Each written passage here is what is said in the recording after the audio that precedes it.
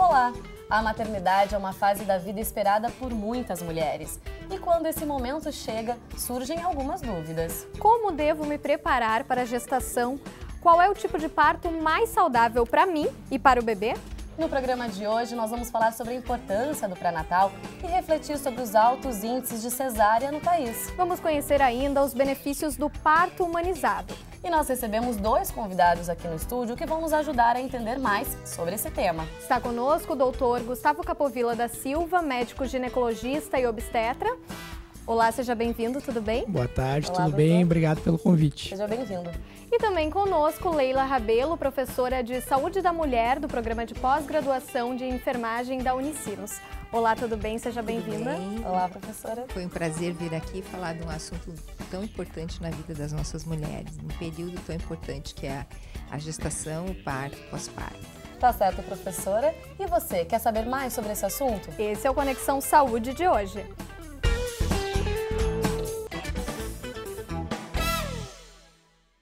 A Organização Mundial da Saúde recomenda às gestantes a realização de pelo menos 6 consultas de pré-natal. São cuidados que podem fazer toda a diferença para a saúde da mãe e do futuro bebê. Com certeza, Joyce. E a gente começa essa entrevista falando justamente, doutor Gustavo, qual a importância, então, do pré-natal? Bom, é fundamental que essas gestantes realizem pelo menos essas 6 consultas. Tá? O pré-natal é a oportunidade que a gente tem de fazer todo o acompanhamento dessa gestante durante todo esse período que é tão importante, de identificar eventualmente algum tipo de doença que tenha um tratamento, para que a gente faça esse tratamento rapidamente, acabe não tendo repercussão no feto. Né? Sem falar que é um momento que se cria um vínculo médico-paciente, no qual a gente pode tirar esse monte de dúvidas que aparecem nesse período, que são comuns. Né? E que é muito natural, com certeza, professora Leila. Então, a partir de que momento a mulher deve realizar o pré-natal? Descobri que estou grávida, o que eu devo fazer? Exatamente. Quando ela descobrir-se grávida, ela deve procurar imediatamente. Principalmente já, o ideal é que seja no primeiro trimestre. Né? E eu queria acrescentar que a realização do pré-natal é uma prova de amor, né, da mãe para esse filho. Então, no primeiro trimestre, ela vai ter a oportunidade, então, de começar rastreando patologias, enfim, que o doutor já colocou. Então, quanto mais precocemente, melhor. Só para não perder a oportunidade, o ideal ainda seria que a gestante fizesse uma consulta pré-concepcional, né? Antes de claro, já pensar em ter o bebê. Exato, planejar a gestação. Deve ser iniciado o ácido fólico 2 a 3 meses antes da concepção, para prevenir malformação do tubo neural, e fazer alguns exames pré-concepcionais para ver se está tudo ok, para poder engravidar. Isso é o que a gente chama da gestação planejada. Né? Certo. Bom, e é possível, então, professora Leila, fazer o pré-natal via SUS? Com certeza. Existe o programa da Rede Cegonha, que visa, então, atender a mulher nesse período de uma forma integral, né? E interligando esses serviços que ela vai fazer lá no posto de saúde, na unidade básica, né? Que vai ter uma referência que vai conduzi-la a um hospital para que ela possa, então, ganhar esse nenê. E depois que ela ganhar esse nenê, ela retorna, então, para esse posto de saúde. Né? O que a gente chama, então, de programa de referência e contra-referência. Né? E quais os riscos? Bom, a gente falou dos benefícios, então, de fazer o pré-natal, fazer tudo certinho, né, Joyce? Mas se essa mulher ela não conseguir fazer esse pré-natal, ou ela interromper também, fazer só no início, quais os riscos que ela pode correr, tanto ela quanto o bebê? Os riscos maiores quais são? Né?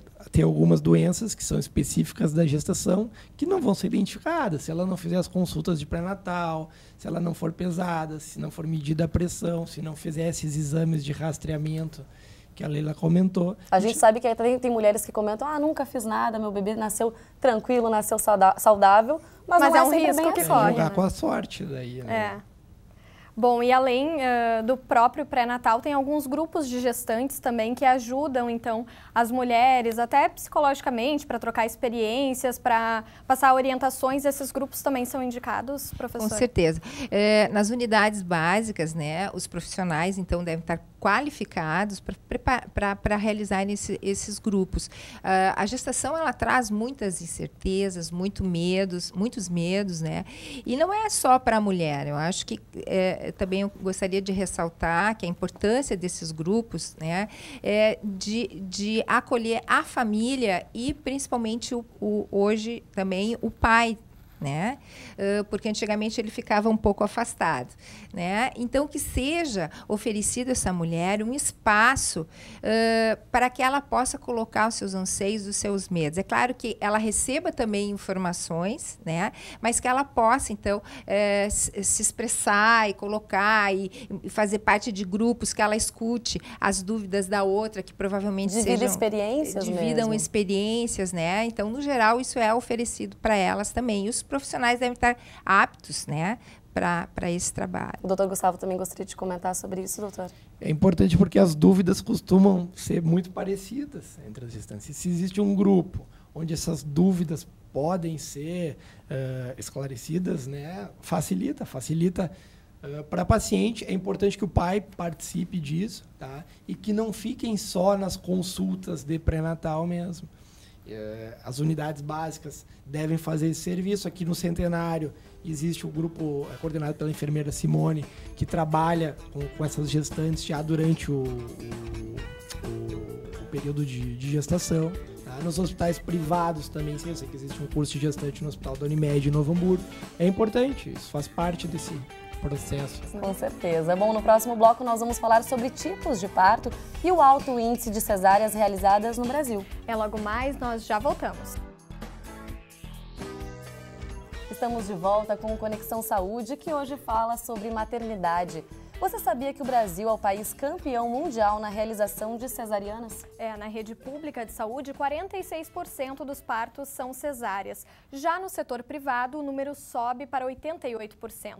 Mas essa posição não deve ser motivo de orgulho. Isso mesmo, Joyce, até porque o índice recomendado pela Organização Mundial de Saúde é de 15%. E, doutor Gustavo, então a gente quer saber por que o nosso país alcançou um índice tão alto aí na realização de cesáreas? Não existe uma resposta só para isso, né? Algo cultural que vem de muitos anos no nosso país e que eu acho que chegou o momento, e já passou desse momento, de ser combatido. Realmente, esses índices são alarmantes. Se eu fosse buscar uma explicação aqui para ti, eu falaria em judicialização da medicina, né? Então, às vezes, os profissionais têm muito receio de processo. Incomodismo do médico, sim, do médico. Também da paciente. Também do pai do bebê, que tem que programar os 5 dias da licença paternidade. Enfim, a gente ouve de tudo. Tá? E está claro que a cesariana ela aumenta os riscos, tanto para a mãe como para o bebê. E na sua opinião, professora Leila? Eu acho que as questões são multifatoriais, elas não acontecem só de um lado, né? A gente ouve muito dizer que as pacientes não querem parto normal, né?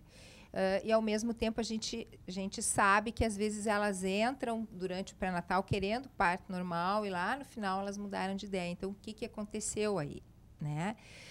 Eu entendo que são vários fatores. Por parte das mulheres, talvez o principal deles seja o medo da dor, né?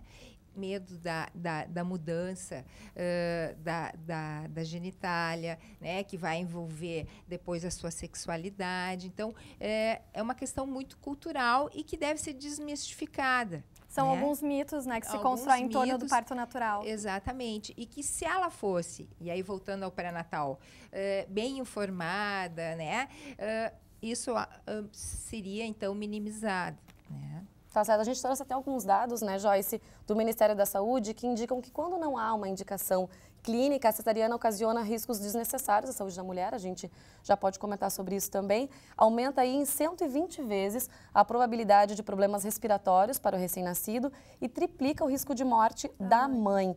Cerca de 25% dos óbitos neonatais e 16% dos óbitos infantis no Brasil estão relacionados à prematuridade.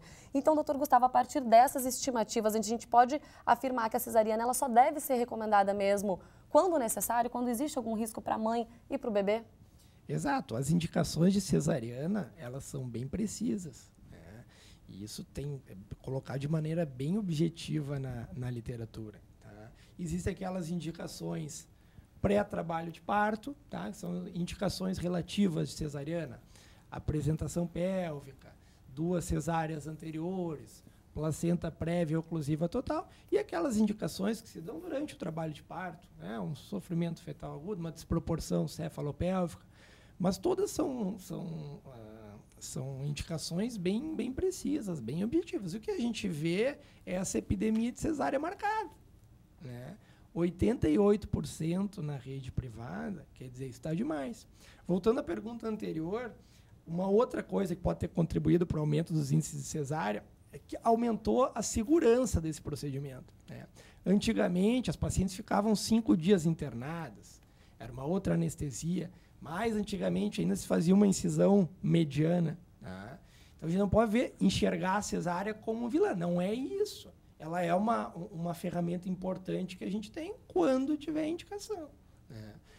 Eu acredito que o fato de ter se tornado um procedimento mais seguro talvez tenha encorajado mais as pacientes e os próprios médicos a fazê-la com mais frequência. A cesárea a gente não deve demonizá-la, né? Não ficou muito bem essa palavra. Porque ela veio para salvar vidas, né? Só que eu acho que a vida muito moderna nos leva, ninguém quer parar para passar por um trabalho de parto. E volto a repetir, é o desconhecido. As mulheres não sabem que a cesárea tem riscos, né? As mulheres não sabem que o trabalho de parto, que elas liberam hormônios para aquele nenê, é um vínculo para o resto da vida, que essa criança vai tender a vai se desenvolver muito melhor o aleitamento materno, né? Vai se desenvolver fisicamente, emocionalmente. É que pensa só nesse momento específico, né? Exatamente. Tem que pensar a longo prazo mesmo para a saúde. E pensar no bebê também, e pensar né? no bebê. As pessoas são muito práticas. Por que em pleno século XX eu vou ter que me submeter a passar por 12 horas, passar por dor, né? Se eu posso agendar e dizer, olha, tal hora eu vou lá, faço a minha cesárea e vou para casa com o meu bebê. Mas olha, esse tipo de pensamento é difícil de reverter. A gente até foi às ruas, né, Joyce, para saber a opinião das pessoas. E a gente foi às ruas para saber, então, qual o tipo de parto que as mulheres escolheriam, né? Então, vamos conferir. Eu escolheria o parto normal. Natural, parto natural. Eu tive 4 filhos, todos natural. Eu escolheria cesariana porque a gente passa melhor, a gente se recupera melhor também. E a gente não fica com dor no corpo, porque o parto normal, o corpo da gente dói, fica dolorido depois do parto e durante também, né? Eu já tive uma filha, eu já fiz cesárea, mas eu fiz por indicação da minha médica e na época eu achava que era melhor para mim. Mas hoje, com a informação que eu tenho, eu vejo que talvez o parto normal teria sido melhor e se eu tiver outro filho, eu com certeza vou tentar e até um parto humanizado se for possível. Bom, a gente pode conferir, então, que muitas das mulheres preferem parto normal, né? Então, professora Leila, quais são as políticas públicas de incentivo ao parto normal que a gente tem aqui no nosso país? Porque a gente percebe alguns movimentos do Ministério da Saúde, da ANS, no sentido de diminuir, então, os índices de cesárea. O principal deles, que está sendo implementado há algum tempo, né, é a Rede Cegonha, que visa atender essa mulher, então, na sua integralidade. E que eu tenho que destacar aqui que a Rede Cegonha, por exemplo, tenta trabalhar e vem trabalhando as questões dos manejos não farmacológicos para o alívio da dor no trabalho de parto, que é uma das boas práticas recomendadas pelo Ministério da Saúde.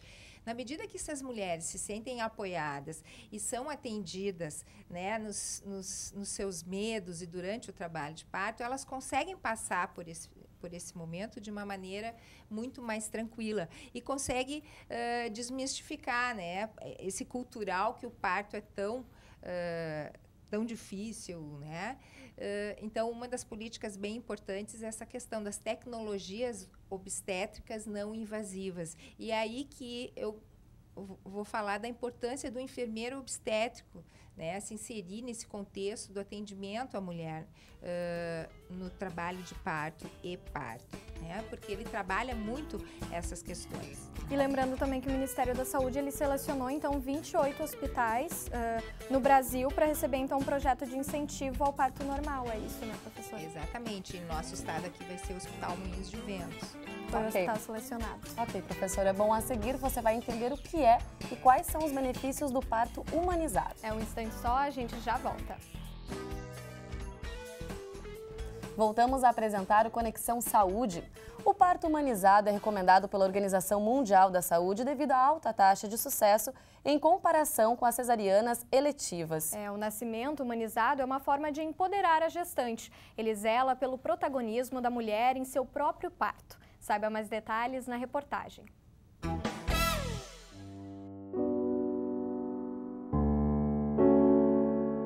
Eu e uma amiga minha estávamos grávidas juntas, ela esperando o primeiro bebê dela, eu esperando o meu segundo.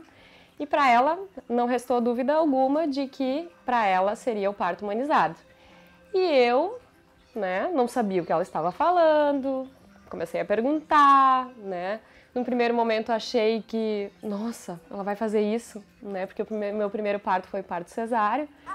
E então eu pensei, não, pra mim não vai dar certo, Eu já tive uma cesárea, uma vez cesárea, sempre cesárea, A diferença do parto humanizado é que a gente busca, através das evidências científicas, adequar a cada gestante o que ela necessita.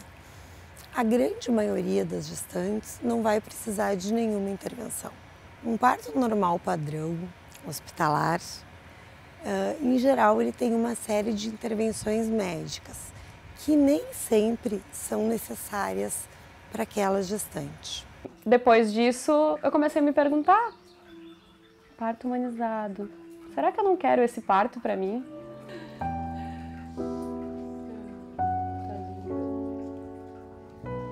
Eu optei pelo parto humanizado porque eu acho que é o melhor para o meu bebê. Talvez se eu pensasse em mim, somente em mim, talvez eu optasse pela cesárea. Eu mudei de obstetra, Eu busquei bastante informação com ele também, Durante as consultas, foram consultas humanizadas, onde ele me perguntava realmente o que eu queria, Como tu quer que ela nasça, vai ser. O meu marido, quando eu falei para ele que eu gostaria de fazer o parto humanizado, a gente tinha assistido o filme já, e eu disse para ele, amor, realmente esse é o parto que eu escolhi, vamos fazer. Ele olhou para mim e falou, muito obrigado.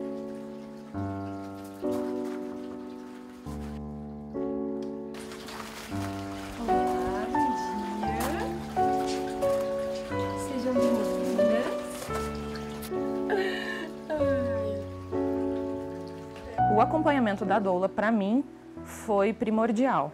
Eu acho que se não existisse o acompanhamento com a doula, eu não teria força para conseguir continuar esse processo. A doula, em grego, significa a mulher que serve outras mulheres, Então, esse papel já existia, Sempre existiu como uma ajudante de parteira na época, algumas décadas atrás, Como os bebês sempre vinham ao mundo de forma natural, nas suas casas, enfim.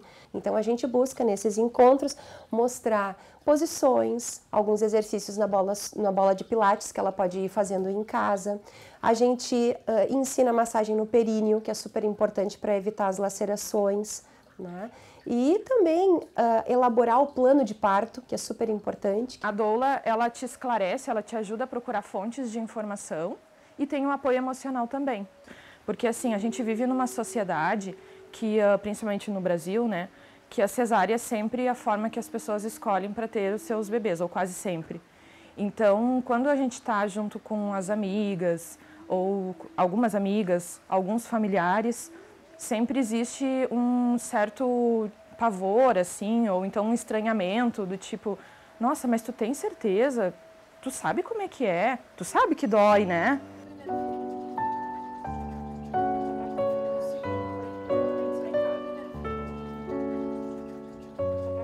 O parto humanizado foi muito diferente. Eu tinha ao meu lado pessoas que eu escolhi que estivessem comigo, que partilhassem do momento que eu sabia que ia ser um grande momento para mim. Eu decidi quando eu iria, no caso, para o hospital, Muitas têm em casa, Algumas têm no hospital, eu optei pelo hospital. E foi tudo muito natural, Foi um momento transformador para mim, que eu pude entrar dentro de mim, me conectar. Eu tinha certeza que minha filha ia passar, ia receber todos os hormônios que ela precisava. Existem 3 locais que normalmente se faz parto humanizado. domicílio, que é em torno de 2% apenas das mulheres optam por fazer partos domiciliares, né? Sempre com acompanhamento médico, enfim. O parto hospitalar, que é o que nós temos aqui com maior frequência na nossa região, e o parto em casas de parto. Aqui nós não temos casas de parto, né, na nossa região aqui, eu acho uma pena.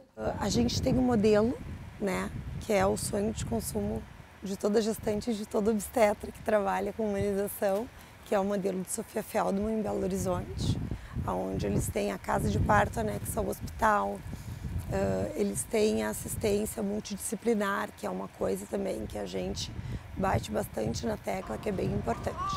Mas na nossa realidade, o que a gente tem? Os hospitais estão tentando se adequar, só que a gente ainda tem muita limitação. Por quê? Porque foram anos de sucateamento. O projeto Cegonha está investindo muito nisso. E a gente espera que a cada ano as melhorias ocorram pelo SUS também. Porque essa mulher que ela está informada, ela sabe que o corpo dela é perfeito, que ela tem condições de parir e que para esse bebê o mínimo de intervenções possível, né, vai ser mais saudável para ele. Foi um trabalho, né? Não é, né, pari. Foi um trabalho de parto. Foi um momento que realmente foi transformador, né? A minha doula esteve do meu lado, cada contração que eu senti, ela estava ali vivendo a contração comigo, e foram muitas, de muitos em muitos minutos e segundos, e foi bem intenso. E o meu esposo estava ali quando a ocitocina começava a baixar, a doula, a Cibele chamava meu esposo, volta aqui, ele me dava um carinho. Toda mulher deveria passar por isso, deveria se permitir. Então, assim, como a gente ouve muitas coisas que vão contra essa decisão, é um desafio, vou ser honesta contigo. Porém, a decisão não vai mudar de jeito nenhum.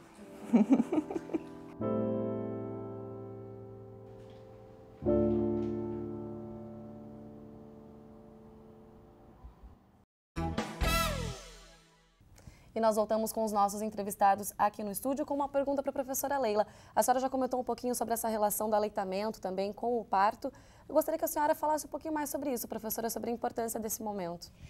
Eu quero dizer, o parto humanizado não é chamar a paciente pelo nome, que alguns profissionais acham que é só isso, né? São vários aspectos, desde a ambiência, desde o respeito à fisiologia dessa mulher, o atendimento, que ela seja protagonista, que ela possa se movimentar durante o trabalho de parto, que ela não fique restrita a um soro, a uma ocitocina, né? Que ela não fique restrita ao leito, que ela possa ir para o chuveiro, fazer um banho relaxante, que ela possa ter um ambiente sereno, de pessoas falando baixo. Isso tudo vai propiciar a um parto tranquilo. Na medida que ela tem esse parto tranquilo, ela vai ser colocado, esse nenê, diretamente no corpo dessa mulher. O cordão umbilical vai ser cortado a partir de 1 minuto, entre 1 minuto a 3 minutos, que a gente já sabe as vantagens para o bebê em relação a isso. Então, o aleitamento, ele fica todo muito mais valorizado, esse aleitamento precoce, porque esse nenê já é colocado no corpo da mãe. E ali eles ficam durante 1 hora trocando, então, os hormônios necessários, o nenê fica aquecido no corpo da mãe, né? E ele naturalmente vai procurando o seio materno. Muitas vezes, na primeira meia hora, ele não faz isso, porque ele também está cansado, também está exausto, né?